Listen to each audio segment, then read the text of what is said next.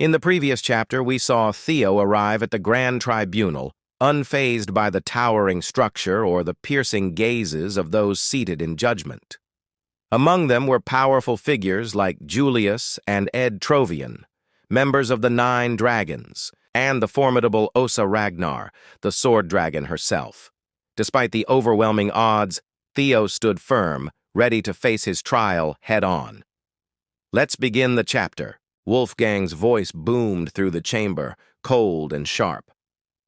"Theo," he said, the single word dripping with disdain. Theo acknowledged him with a slight nod. "It's been a while, Wolfgang," Theo said, his tone casual, almost mocking. "Didn't expect to meet you here of all places." Theo knew that Elder Dragon Wolfgang had a deep-seated disdain for him, viewing an illegitimate child as a stain on the Ragnar bloodline. Wolfgang's expression hardened. "You know why you've been summoned," he growled, listing the damage, the people injured, the limbs lost, all because of Theo's reckless actions. "These families are now threatening to sever ties with the Ragnar family. How will you account for dragging our honor through the dirt, bastard?" Wolfgang's words dripped with venom, his bias against Theo's illegitimate birth clear. But Theo didn't flinch. His eyes remained locked on Wolfgang, his face calm, almost amused. "You're absolutely right," Theo said, his voice steady. "I was reckless. Far too reckless." Wolfgang leaned forward, his lips curling as if expecting an apology. But Theo's eyes darkened. "I should have taken their heads instead of sparing them. Their limbs." The room fell into a stunned silence, eyes widened in disbelief as the tension thickened. Theo's voice rose, filled with cold authority. "Those men were subjects of Ragnar. A lord gives land and honor, and in return, the subjects give their loyalty and their lives. That's the code of chivalry. Yet they dared to threaten their lord." His voice cracked like thunder in the hall. "Had I known their betrayal would run so deep, I would have executed them without a second thought. For the honor of chivalry to stand, they must be punished." He locked eyes with Wolfgang, daring him to respond. "How could I stand idly by while Ragnar's honor, upheld for over a millennium, was dragged through the mud by these traitors?" His voice echoed with conviction, the weight of his words suffocating the room. Wolfgang nearly rose from his seat, his composure barely holding. The tension was palpable, and then Julius let out a laugh, breaking the silence.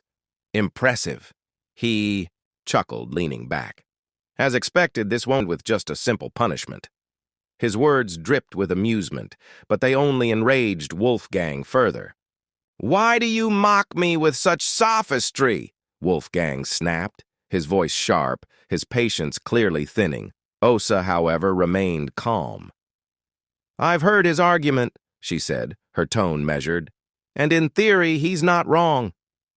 Wolfgang's eyes narrowed in disbelief, wondering why Osa would side with Theo. But before he could speak, Osa continued. "Ragnar is strong, yes, but strength alone doesn't make greatness. A ruler who ignores the voices of his vassals and knights will ultimately crumble. Tyranny alone cannot command loyalty." Theo gave a small nod, taking her words in stride. "I'll remember that," he replied, his voice steady as the conversation shifted. More was revealed about Osa. She was the first wife of the clan head, known as one of the finest swordsmen in the north.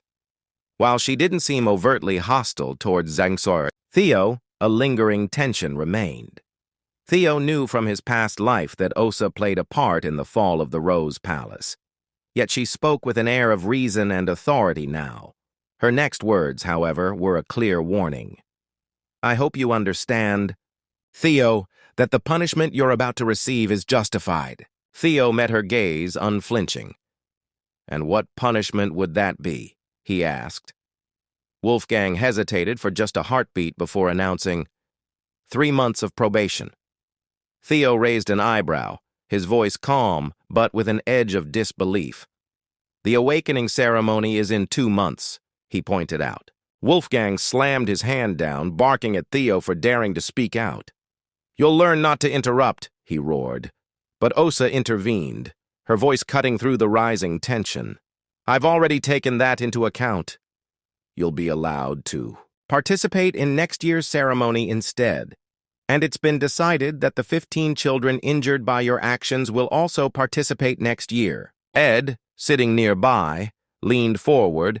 "Thanks to the demon dragon's interference, your punishment is lighter than expected." His eyes flickered with a hint of frustration, but he was masking it behind a calm exterior. "This isn't too bad," Theo muttered, strategizing. Delaying the awakening ceremony brings dishonor upon Theo as the representative of the Rose Palace.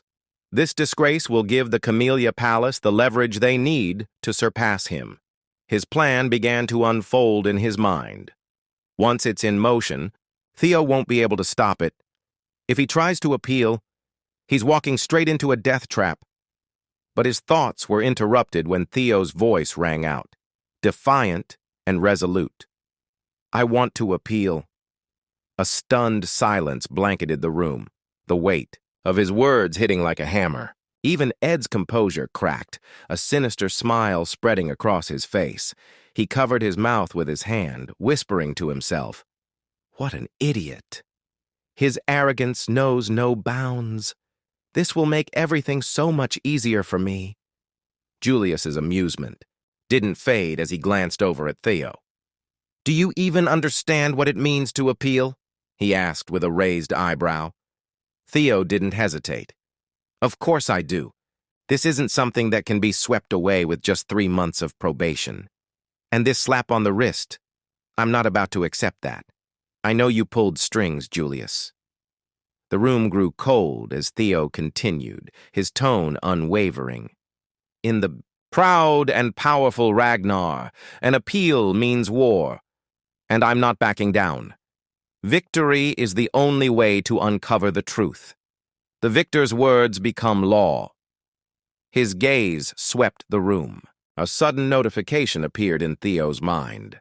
A status window opened, signaling the start of something far greater. The system declared that he was now entering the main scenario. Osa and Julius exchanged startled glances, unable to hide their surprise at his boldness. The status window revealed the path ahead, the successor's path. Theo's journey to uncover the hidden secrets of this world had begun, and the first quest was now in motion. Meanwhile, at the Sarah Merchant Guild, the branch building was engulfed in flames. The entire structure burned as the mercenaries guarding. It fell one by one, their bodies littering the floor, some even cut to pieces. Amid the carnage, Remington's voice rang out, cold and determined. "This must be where they've been hiding, just like young Lord Theo said." The scene unfolded to reveal both Evelyn and Remington, standing over a small chest, their faces grim. "With this," Evelyn whispered, "Camellia Palace is finished." Back at the tribunal, the silence was suffocating. No one dared speak until finally, Wolfgang's voice cut through like a blade. "You would take something that can be resolved with 3 months of probation and turn it into war." His disbelief was palpable, as was the anger simmering beneath the surface. "You're beyond arrogant. Do you really believe you can stand against the combined forces of the 15 clans?" Theo, unshaken by the looming threat, looked up and spoke calmly. "That's something I'll have to handle myself. In cases like this, where there's such a huge gap in power, isn't resolving appeals through proxy battles the norm?" Julius, leaning, back with a smirk, "Usually, yes. Appeals mean deciding a winner and a loser through war. However, when war is practically impossible due to a massive imbalance in power, both sides choose a representative. The winner is determined by a one-on-one sword duel, a proxy battle. Naturally, that means you'll be the representative for your side, Theo." Julius continued. "It's almost certain that the plaintiff's representative will be none other than Axion. If that happens, Theo's defeat is practically guaranteed. Why would he make such a reckless choice? He must be banking on something, maybe, hoping that either Evelyn or I will fight in his place. But if that's what he's counting on, he's in for a rude awakening. Theo met Julius's gaze unwaveringly. The rules state that the representatives will be decided and the battle will take place in 1 week. How does that sound, Wolfgang? Wolf. Gang narrowed his eyes, instantly recognizing Theo's ploy. He's trying to force Julius or Evelyn to act as his proxy, Wolfgang thought.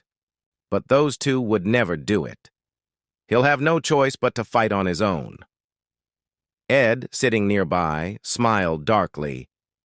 I'll send Axion. He'll teach Theo his place through death. His voice low, dripping with malice as he contemplated the outcome.